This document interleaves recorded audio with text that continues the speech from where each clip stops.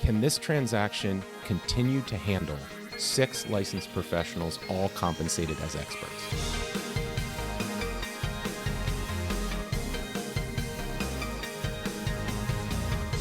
Hi, everyone. Welcome to Housing Insiders, the podcast for founders, builders, lenders, regulators, and all of us who believe that everyone should be well housed. I'm Jonathan Lawless.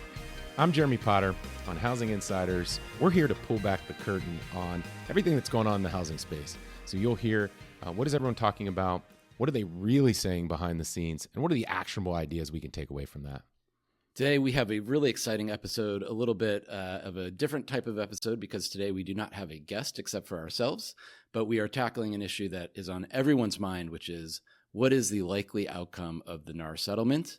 And true to what we try to do here is not only do we want to talk about what are the likely outcomes, but also what are some of the opportunities and ideas that founders and lenders and others should be thinking about to take advantage of what is a really critical moment in the world of housing. So to get started, and given that I'm lawless and have no right being a lawyer, and Jeremy, in fact, is a lawyer, Jeremy, let's start with you kind of giving us, in plain English, in a way that everyone can understand, what is the background of the settlement? How did it get started? And then we'll go into some of the requirements of the settlement. But how did this all happen? Sure. I think one of the things that we hear a lot are the names of the cases, right? And how those plaintiffs brought these specific cases all the way through the process to end up with a negotiated settlement. But one of the things that I think started in the industry that led to this was the way in which agents interacted with new ideas or new platforms that came in to try to change things around the cost of homeownership or the cost of representation. So probably almost about 10 years ago now, digital platforms started to try to make a either discount or digital representation for specifically buyers, and said, we think we can charge less than a traditional real estate agent. So we're going to use technology, we're going to use a call center, we're going to use some other efficiencies, and we think it should be about 1%. And they didn't even have AI back then. Yeah, so believe it or not. Old school chatbots. Yeah, exactly. The one platform that always comes up in this conversation for me was an Austin-based digital broker called Rex. But there were others. But in the industry at the time, it was everything else is consolidating at the platform level across the consumer experience. Real estate can too. Let's charge a flat, but 1% to all of our buyers. We will assist them with identifying the house, getting in the house for the tour, and then negotiating and settling on the contract. And the experience of these digital brokers was roadblock after roadblock. And in some cases, you could say, well, that's the nature of being innovative and trying to attack the establishment. What was different here was the types of roadblocks and the nature of the roadblocks. So, like I said, it's call center. When you have a call center buyer's agent calling in, oftentimes they're talking to a listing agent who knows the market really well, who knows the other brokerages and agents in the market really well. And so you could imagine the conversation went something like this. Hi, I have a buyer. We'd like to take a look at your listing. Great. Love to have you come over and see the listing. Just out of curiosity, I don't recognize you or the name of your company. Where are you from? Who am I talking to? Who am I doing business with? And in that conversation, these online brokers and these call center representatives would say something, oh, we're a new type of real estate agent or a new type of real estate brokerage. We represent our buyers for 1% all in. And at that point, the call would shift. And the seller's agent or the listing agent would say, I'm sorry, I'm not going to show you this house. In other cases, it was, screw you. Not only am I not going to show you this house, I'm going to go and tell all of my colleagues and everyone at my brokerage, we don't do business with you.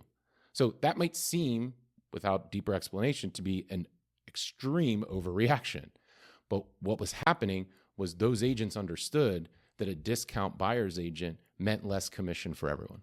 You mess with my commissions, you start setting a precedent of 1%. Now, next time I'm a buyer's agent, I'm going to have to do 1%. You're cutting my income. I'm not even going to do business with you. That's right. And that fear dominated a lot of those conversations. And I will say it was actually recordings of those types of conversations that made their way into some of the background of the case that helped, I think, in the DOJ's case in particular, it helped the DOJ become convinced to pursue this. Now, it took years to pursue, and it took bringing other cases and other plaintiffs together to get to what we now call the Seitzer-Burnett settlement, but it was a combination of cases like the one I mentioned, but also others from around the country that sort of all came together and found their way to an umbrella settlement. And clearly that setting up of obstacles is preventing competitive behavior in the market, not allowing new models to come about, textbook anti-competition. Yeah, it was so explicit that it made that anti-competitive behavior, that antitrust behavior, quite obvious. But it was the inability to break through. And then once you start peeling back the layers, what you see in the settlement is examples of where that cultural fear or that control that you mentioned got baked in to the system, got baked into the infrastructure, got baked in to the contracts and the templates and all of the technology that then got delivered to the market. So you could see in, say, maybe it wouldn't be hard coded into the MLS, but it was essentially copied and pasted into every template or every repeatable listing. Here's the commission structure. And commission structure over time just became hardened into the industry. And that's what the cases were really reacting to. So hardened, it just became the way of doing business, and there was just no way to get around it. And so the settlement occurred. So the requirements of the settlement were really meant to break the sort of technology and templates that you mentioned and disallow them from happening. So what are the explicit requirements of the settlement? So the three we should mention here: one, that buyer's agents need individualized agreements and negotiations with their customers. So this type of hardening meant buyer's agents could essentially say to their customers, let's just get started. And there wasn't a conversation about what I could do for you or why or how much it would cost, because in the mind of the agent, that's already taken care of. That's already done. So let's just get started showing you properties. What the settlement says is we're going to take that back and we're going to say, no, you're going to have an explicit written agreement, buyer's agent to buyer, on what's covered and how much is it going to cost. And that has to be done up front. So that's one piece. And there's nothing more unpleasant to a salesperson than having to pull out a bunch of legalese when you're trying to get a deal done, especially when it's got a lot of big numbers and really confusing. So that's not a great outcome for buyer's agents. Keep going. Feels like you're starting on a sour note. Sour note, for sure. The next thing was, and I've heard this in a couple different ways, so we want to be super clear. One provision of the settlement was you cannot require cooperative agreements on compensation between seller's agent and buyer's agent. Why that should be clear is the key word there is require. There's still going to be, and we'll talk about it in a second, cooperative agreements between seller's agents and buyer's agents. What the settlement says is NAR specifically cannot require cooperative compensation in things like policies and procedures, templates, training, and technology. Got it. So no longer, now basically the assumption that the buyer's agent's going to charge 5 to 6%. They're going to split that commission with the seller's agent, all sort of baked in and assumed. No longer is that the case, can't be the case, has to be removed from existence. That's right. And the common theme of these first two provisions really is just think that these individual representations or arrangements or agreements are becoming more specific and negotiated between the parties. So again, we're not requiring it in the settlement, but what we are saying is there can still be a individualized negotiation about compensation on a one-off basis. Okay. So if I'm selling my home and my agent is saying, here's what I'd like to do. I'm going to charge you 5%. And I say, actually, I want to just do 2%. If they agree to that, they agree to that. That has to move forward. They can't say no, or they can say no, you just find a different agent, but. That's right. You just described the type of conversation I think the settlement wants to encourage. Yep. Okay, cool. Third provision. The MLS cannot include commission-related information in the listing. So the MLS, the sort of heartbeat of the data sharing and listing services for real estate agents, the settlement prohibits information related to compensation and commissions, co-brokerage, being listed in the MLS as part of that listing. Explicitly the MLS. So now if I am on the buy side and I'm working with a customer and I'm deciding what homes they want to look at, there's no way for me to just go look up in the MLS how much money I'm going to make as part of that transaction. I can't go to the MLS and get that piece of data. Correct. Okay, great. On the buyer side, is a contract required between the buyer's agent and the buyer now? I know in some states that's been required in the past, but now is that an explicit requirement, or is that just sort of the nature of how people are doing business now? It seems that the requirement is at the outset of representation. So a lot of people are saying, let's make our procedure the tour of the home, to show a home. So the explicit requirement is that that agreement be in place to represent a buyer. And the best way to use a milestone, because of course all of our companies, real estate included, need consistency standards. Where does this attach? Everyone's attaching it to the tour. The settlement says you're going to show somebody a house, you're going to give them a tour, you got to have an agreement. Okay. And so in most cases, I assume people have found 4 or 5 properties they like on Zillow. They get in touch with an agent. Hey, I want to go see these homes. Before we go see a home, you get to fill out a bunch of documents and paperwork and legalese, again, sort of starting that sales process on a sour note versus like, let's go see the fun house that I wanted to see. So again, very disruptive, I would say, to a sales process that's been pretty hardened and accustomed to in the real estate market. Yeah, the fun part is the shopping, whether it's window shopping or literally shopping. That's where everyone starts. It's the reason Zillow has the millions upon hundreds of millions of clicks. That's the fun part. Let's go shopping for a house. And now it's like, well, let's make sure you're tall enough to ride. Yeah. So let's pivot. So that's a pretty clear explanation of what the background of the lawsuits, what the settlement now requires. So let's think a little bit about what the implications are. And I will note, knowing a lot of realtors, that commission is a part of their life. And, unlike sort of what you see on Selling Sunset, most realtors are not making millions of dollars every year selling real estate. And so this commission is how they feed their families. It's a really important part of their life. And putting that at risk has serious implications for people. And I think when you start putting people's livelihood at risk, they're going to start potentially behaving badly or think of other ways. So, one of the things that is possible is sort of steering. So maybe can you talk about like what might a buyer's agent think differently about if they're sort of worried about not making money? Yeah, I think one of the best things you can do in these contexts is say, okay, what's really happening here? What really goes on when the rules change? And I think you and I agree. What really happens is most people try to do as much or as close to what they used to do as possible. Yeah. That's the natural, that's human nature. That's the natural instinct for all of us in every industry. I think one of the things that really introduces a lot of uncertainty to the buyer's agent is if I have to have agreements in place and I have to be having these one-on-one negotiations with each of my customers about what the representation looks like and how I'm going to represent them and what my compensation for that work is going to look like, I'm actually doing that without knowing what the seller of the particular property I'm going to end up showing them or that we're going to end up bidding on has in their mind. And so without knowing that, I now have to have a negotiation up front with a buyer. I may even have to lock in contractual language that says this is my compensation. And I may go see one house where the seller is offering cooperative compensation. I may go to another house where they're not. I've already done the negotiation before walking in there. And so what am I likely to do? Let's find houses that have cooperative compensation. Since I've already bound myself to a number prior, it's going to lead me to try to find the house that fits the agreement I've already made on the other end. And of course, the temptation here for the agent is to only go to homes in which you're going to get paid. Call ahead and basically say, hey, you're going to pay me. And if they say no, basically say, that house doesn't look great. You might not want, and that's clearly steering. So they can't do that. So the other option that they have, which, to share a brief anecdote, one of our members was talking to me about picking an agent. And I said, look, you can negotiate how much you're going to pay your agent as you go look for homes. And the agent told them, look, my requirement is 2.5%, which is good around here because some people are charging more than that. If I don't get paid 2.5% by the seller, you're going to have to come out of pocket and pay me.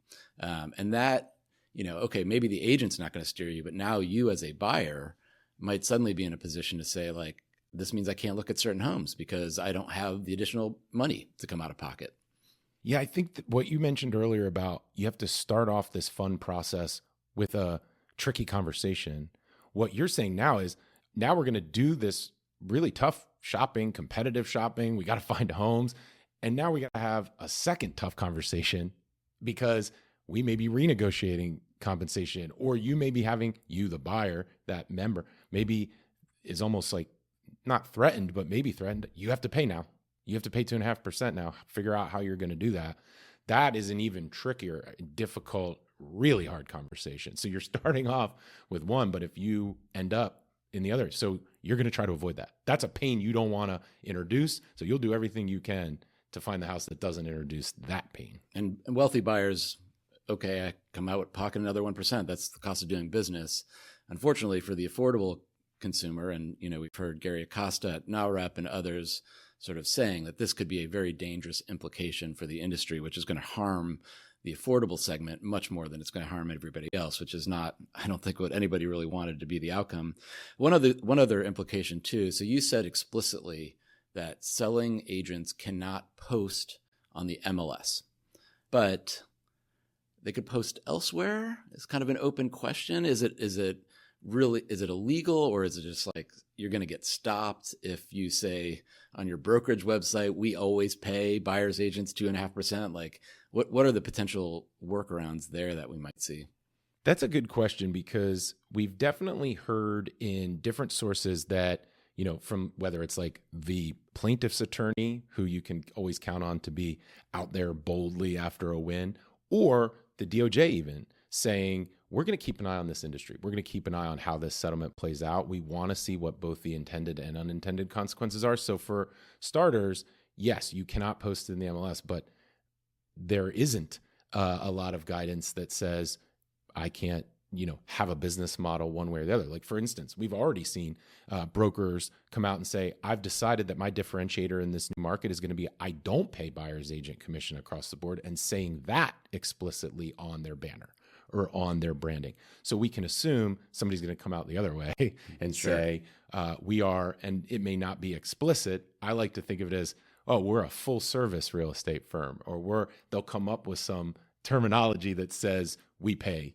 buyers commissions regularly, and that gets known. I mean, these are repeat players. Right. These are often similar buyers agents and sellers agents interacting either on one side of the deal or the other, or in the market, the high producing ones, the ones we're talking about that make their livelihood in this, they're seeing the same agents across the table all the time. So it'll become known who does what. So to your earlier example about the genesis of this, oh, I've heard of you. I'm not doing business with you. Everyone knows each other. So, you might start reading in property descriptions that this home includes a finished basement with a fully traditional commission inside. I like that. So just other ways of kind of wink, wink, like you're going to get paid as a buyer's agent. Come look at my home. We could start seeing some of that. Look out these picture windows and see your commission in the backyard. So that'll be interesting, and it'll be interesting to see what people try to do and what gets kind of shut down. Kind of the guidance will get created over time. I guess the other thing, kind of going back to this example of where my agent requires 2.5%, but it's not getting paid by the seller. What are my alternatives? And the one that I was sort of thinking about is, well, what if I call the seller and offer them 2% more on the property? Would they be willing to kick back some money to me? Yeah, a seller concession. So we'll do a translator. It'll be what's really going on, and then how the real estate industry will translate that seller concession. The lawless version of kickback versus the legal version of concession. But I mean, I guess what that, thinking ahead of what that means is you're now inflating the property price so that you can cover the buyer's agent. In some ways, that's kind of already happening today, but it's just there's no increase to the price. Now the question is, you go get it appraised. Is the appraiser going to say, oh, wait, you're cushioning this to pay for the buyer's agent or not? And we do know that in order to cover closing costs, buyers will often increase the purchase price so that there is a seller concession to pay off closing costs. So you're right. I think what we're worried about here is it going to exacerbate and accelerate something that isn't a trend anyone was trying to encourage to begin with, because that's inflated property values. So that's one thing. And then second, the thing we do know in the data is that about 93-ish% of purchase appraisals come in at the contract price, because of course you give the contract to the appraiser as part of their job in doing the analysis. So fair market value, lendable value. I see a contract here with two willing parties to pay this amount. It's going to be likely, and in this case, it's insanely likely, that it's going to come in at the purchase price. So the question would be, are appraisers going to try to start looking deeper at that? Or we got a contract says you pay this amount, 93% of appraisals will still keep coming in at purchase price. I wonder, if you look at from the position of Fannie or Freddie, if they would give appraisers guidance to say something along the lines of, we need you to look at the contract to make sure there isn't extra padding to pay for these things. And if there is, you can't appraise it at that full value, or you need to take that in consideration. That potentially could be one way that gets stopped as a behavior, which would be unfortunate because it feels like it just might be the only way around for people that are trying to figure out how to cover that commission.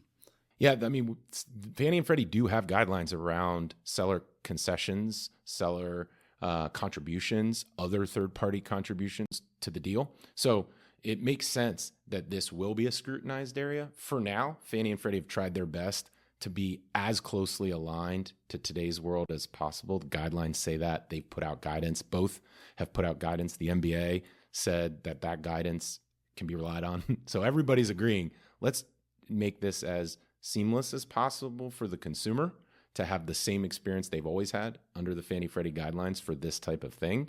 But it's an area that I think is going to introduce, to your point, some potential scrutiny over, wait, what happened here? What got renegotiated here? Why does this look this way? And that's where we could see some ripple effects that we're not yet seeing today. So, and, interested party contributions or seller concessions have been something that, I remember in the days pre-crisis when, buy a condo and get a free Ferrari kind of things were happening. And clearly the price of the condo didn't represent really the price of the condo. But I think Fannie and Freddie's guidelines, just to be clear, says that if seller concessions are used to pay the agent, they do not count against the interested party contribution limits. Correct. Well said. And it's good to say that clearly because I was talking generally. That's exactly what the guidance says. So if the seller says, I'll pay your closing costs, and that's whatever at the limit, 3%, and I'll pay your agent, now it's 5%, which goes above the limit for high LTV loans, that's fine. You're still within the rules by the agency. So it's good that they made that clarification. I know there's a lot of confusion about that when that was first announced. So let's talk about this this last implication of sellers getting paid more to pay the agent and what that does to the sales contract, what that means for mortgage lenders that might see sales contracts change over time.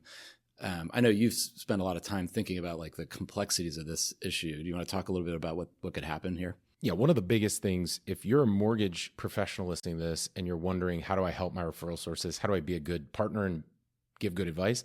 It's pretty basic advice, but it is the cleaner the contract coming in, the better. So the more that this gets discussed, obviously the settlement pointed to as much explicit negotiation up front as possible. Like that was one of the themes we just talked about.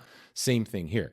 We want as much baked into the contract, explicit, clear, coming into the mortgage process as possible. I think a lot of times pre-settlement, purchase contract comes in, the existence of the purchase contract triggers all kinds of tasks and activity at the mortgage lender, but it doesn't necessarily get reviewed or scrutinized or uploaded into the system with all these data points. There were a few data points, they needed to be there. You kind of understood those for cash to close and you moved on to the next task. But now there's actual provisions, language, and other things in the purchase contract that'll have to be reviewed each and every time in a much more specific way to comply with the guidelines you mentioned, as well as the cash to close underwriting provisions. So I think what we'll see is mortgage pros, you should be out there telling your real estate partners, we need really clean contracts. We need explicit clean contracts to the best of the ability.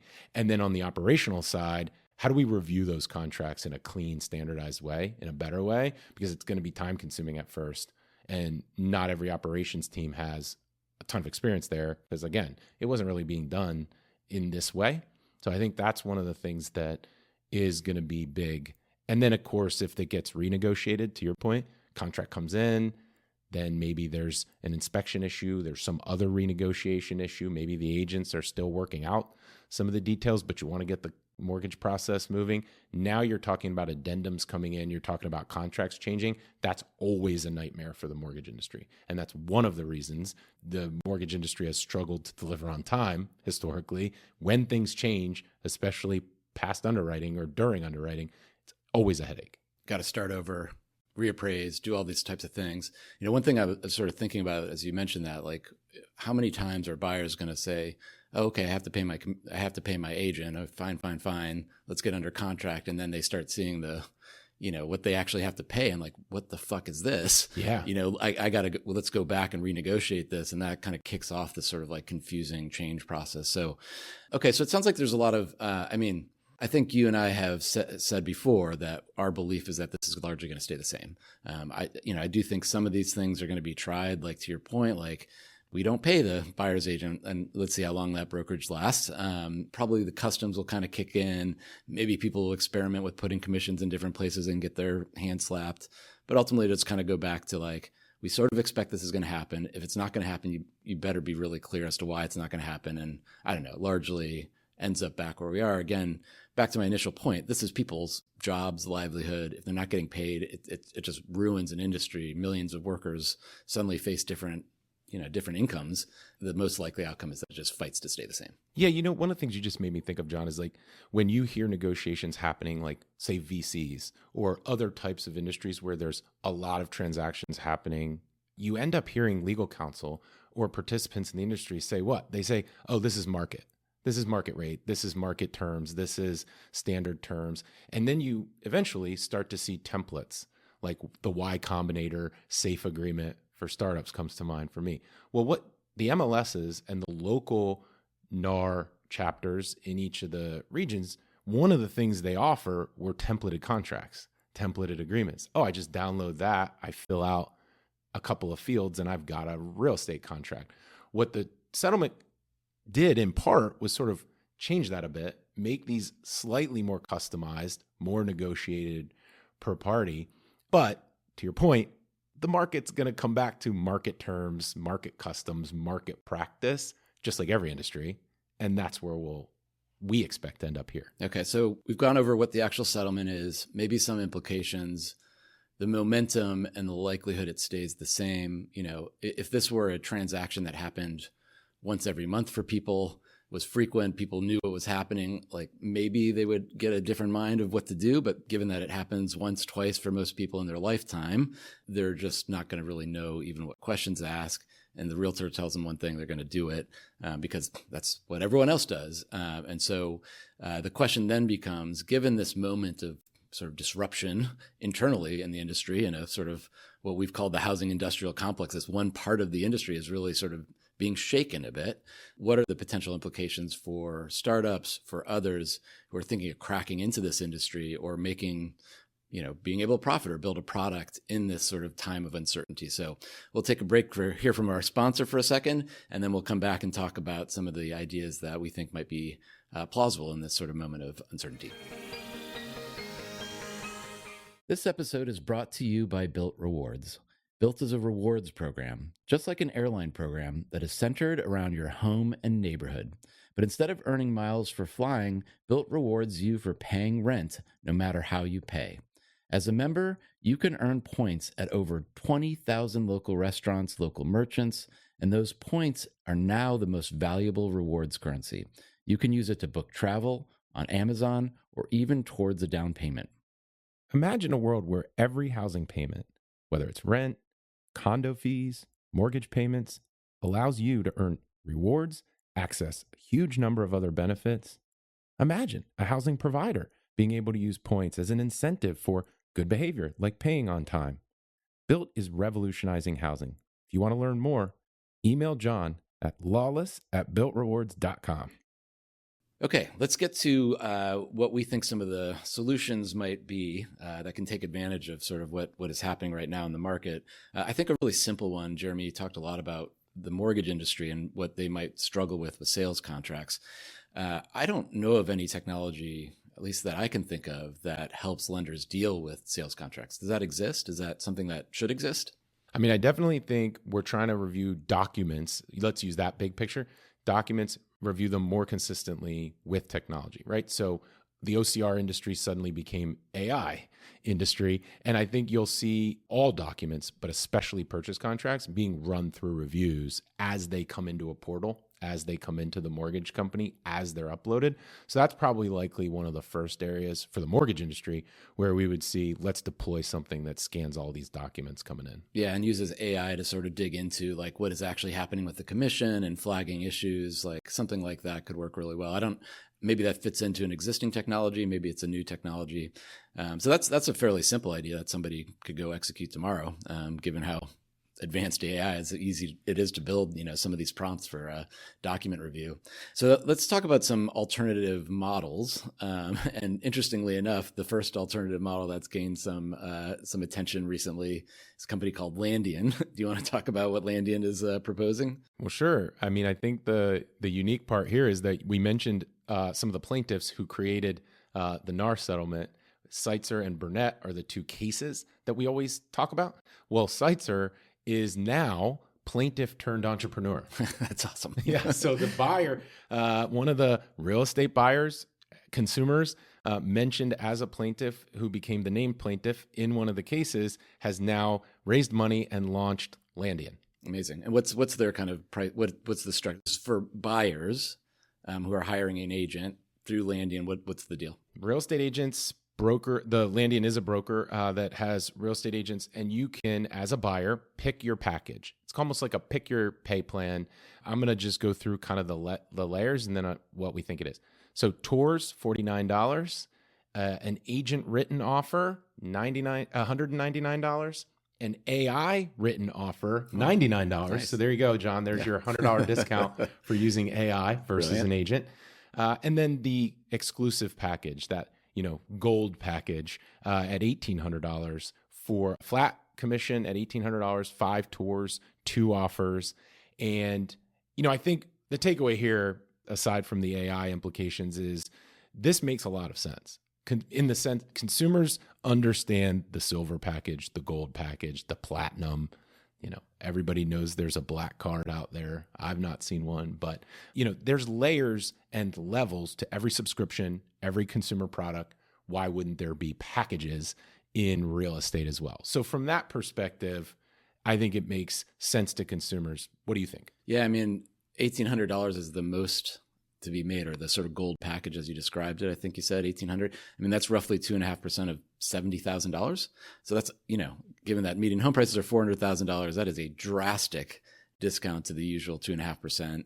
It almost makes me think, like, are agents even getting enough money to make that worth doing? Like, you get $50 to drive somebody out to a home and walk them around and listen to their story. Like, is that worth it? I mean, it's like I pay $50 to get food delivered by Uber Eats, right? It's like, what kind of agent is going to take advantage of those price points? That seems to be a real struggle. I mean, I the other thing I'll say, look, I think my guess is tens of, maybe $50 billion has been spent historically to try to disrupt this industry. And honestly, what Landian is proposing to do is not very different from exactly the company you mentioned earlier with a 1% flat commission. And the fundamental problem, I think, for these models is that nobody knows about them. People know their agents because they are on the PTA. Their son's friend's dad is an agent. Like, they know their agent because agents are everywhere. Agent signs, Coldwell Bank, all these signs are in yards everywhere. So when you think about getting an agent, you don't think, let me Google the latest startup and try to find the random model to go sell my house. So I think the fundamental challenge, and I think this is why this sort of Landian idea is going to fail like all the other ones have failed, is fundamentally a marketing challenge.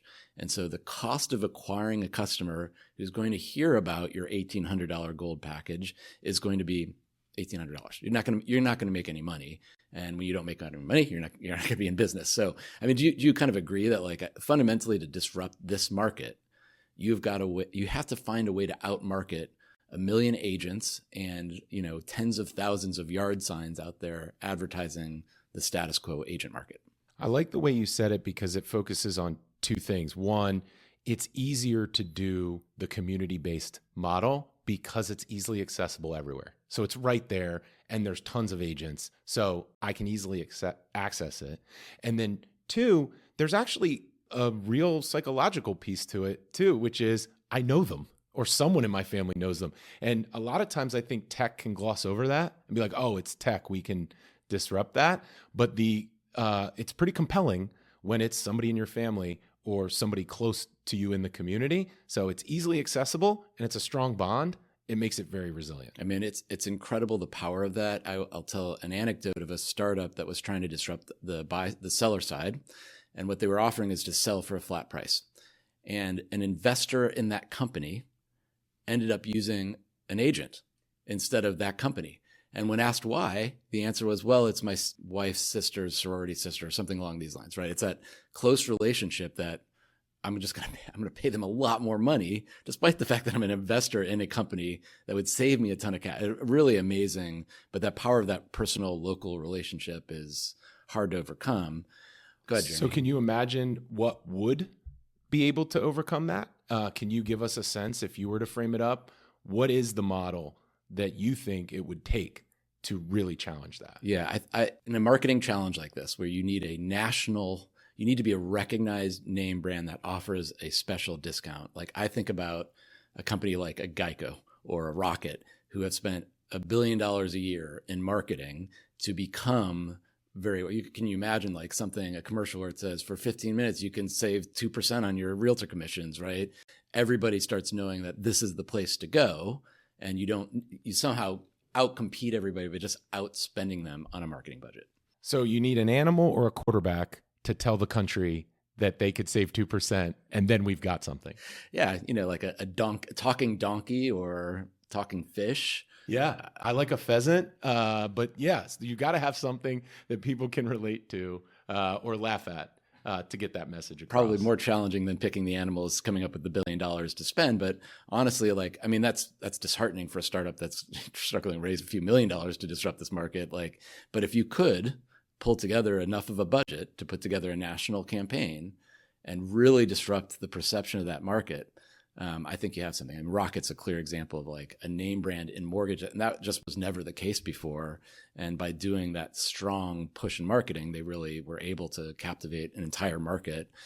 Even though most people that see their ads probably don't even care about mortgages, but when they do, the name's on the top of their mind. And I think that marketing can really overcome it. Outside of marketing, I mean, again, marketing's hard. Like I'm trying to think of like, are there other consumer groups, other trusted advisors where people could be encouraged to consider alternative real estate models? Like how would a Landian partner with somebody else who has a national voice that could recommend Landian as a way to save money when you're buying a home?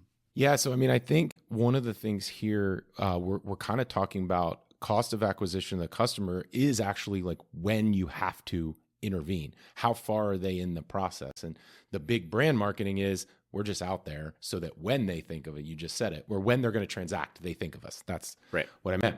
But if I can get a special discount, or I can get special access, or I can get something for being part of another group, whether it's my credit card, whether it's an alumni association or some other affinity group, all of a sudden, now it's like, wait, hold on a second. So affinity groups were big years ago for mortgage.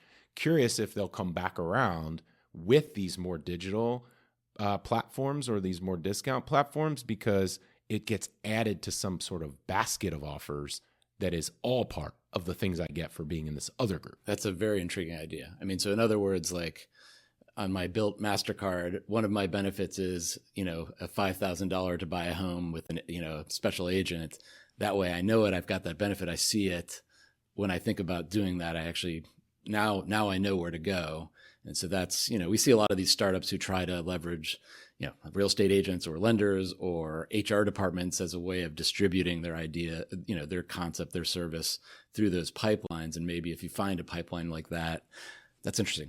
Yeah, relocation for a long time used the employer. The employer fed them the lead and they had the agents ready to go. And so maybe we're going back to employer-based incentives as well in some cases. So to wrap up some of what possibilities there are here, there's a framing that you like to use, which I think is very relevant here, which is like the number of professionals required to transact on a home. So let's think through that and like, how might this create opportunities to change that? Yeah, I always have the product mindset. So in my product manager framing, the question would look like this: can this transaction continue to handle 6 licensed professionals, all compensated as experts? So right now you have seller's agent, buyer's agent, mortgage loan officer, title agent or title attorney, depending on the state, appraiser, and inspector. That is 6 licensed professionals, all compensated like a licensed expert. I think the question would be, can that continue? And if the answer is no, you have to start looking at where and why and how that would get shifted around. If you believe the answer is yes, we're not lowering the cost of home ownership anytime soon. That's right. And interestingly enough, like those 6 different licensed professionals all operate in different organizations. There's no cross-sell opportunities and therefore no way to sort of reduce that. But as the agent's commission structure gets re-examined and re-looked at, now there's opportunity on, one of the meatier sides of the costs to maybe consolidate some of those other costs. So like what, for example, could a seller's agent do to consolidate other costs as part of the sell process? Yeah, I mean, meteor. Yeah, it's that's like a food analogy. So I like that you said it, because I was just going to come right out and say it. They're the most powerful force of all 6, and they've shown, even in this moment of disruption, little weakness relative to the other professions. So that tells me that one's going to stick around for a while, and I think that will also incentivize sellers and sellers agents to become more in control of process, more in control of data, and more in control of the narrative around selling the asset, selling the house into the market. What does that look like? It means sellers agents can now grab data that otherwise was the inspection, the appraisal, the title clearance, and title commitment, and say to the market, I've taken care of all this. I now own in quotes, but own the process, the data, everything you need to buy this house. So let me be, when I joked earlier that full service real estate meant I have everything commercial and residential and I pay all commissions, here we're taking it to a whole nother level. Now I'm full service because I've also taken control of the property, the house, and I'm giving data and reports to everyone who needs it downstream, because I'm truly a seller's agent who's taking control of the whole thing. So a really creative brokerage at this moment in time could say, we're going to be your seller's agent, but as an advantage of working with us and paying us our 5.5% commission, you will get an inspection, you'll get title clearance, you'll get an appraisal, all done up front, so you don't have to pay that down the road. And the buyer on the buyer side doesn't have to pay that. It reduces a bunch of friction. And so in some ways it helps validate the commission. Of course, it takes some money out of the commission in addition to the money that sellers agents are already spending to stage homes, take photographs, so on and so forth. So it's slightly higher cost up front, but that can be recaptured. Yeah, I think what it does, and to be clear, like, there was never a need for real estate agents to have to do more, to the point made earlier. But now, not only can they, I think they gain leverage by doing so. There was always a concern. I hear pushback a lot on, well, what if the deal falls through? Or what if the buyer wouldn't have ordered some of these services? And my point is, there is such an appetite for this data by lenders who now get to access the work and the data that was already done, saving everybody time and money. That's one appetite. Lenders can pay for it and do in terms of closing costs for these services. But then also think about all the companies you talk to and that come to you with real estate data ideas and want more real estate data, need more real estate data. There are a ton of innovative opportunities to take that data and make that accessible, even if the loan doesn't close, even if the buyer doesn't need financing. This is really valuable stuff. And I think that's what we're going to see. That would be amazing. I think, the challenge of a brokerage that does offer those service on the sales side, again, runs into the marketing challenge, which is like, how do I get in front of sellers? But, in some ways, by establishing what it really means to be a good sales agent, includes some of these additional things. If that starts to become known and builds momentum, you could see, others start to fall in line, that become a common practice, which would be, I think, hugely valuable for the industry, hugely valuable for the brokerage that decides to do it. It'll save closing costs for the buy side, which Washington will love. So I think that's a real opportunity. We'll see if anybody decides to go down that path, which, again, I think both you and I agree is a very good thing to do. We'll definitely be keeping an eye on it, and they can also call me if they want to know how to do that. You heard it here first. Okay, that does it for today's episode. Thank you guys for listening. Hope you found this interesting, particularly the solution set that might be possible here as we're facing a lot of uncertainty in the real estate space. If you get a chance, please subscribe to our podcast. Hit the subscribe button on whatever platform you're listening to. If you have questions or comments, want to get in touch with us, podcast@thehousinginsider.com is where you can find us. Thanks again. Talk to you next time.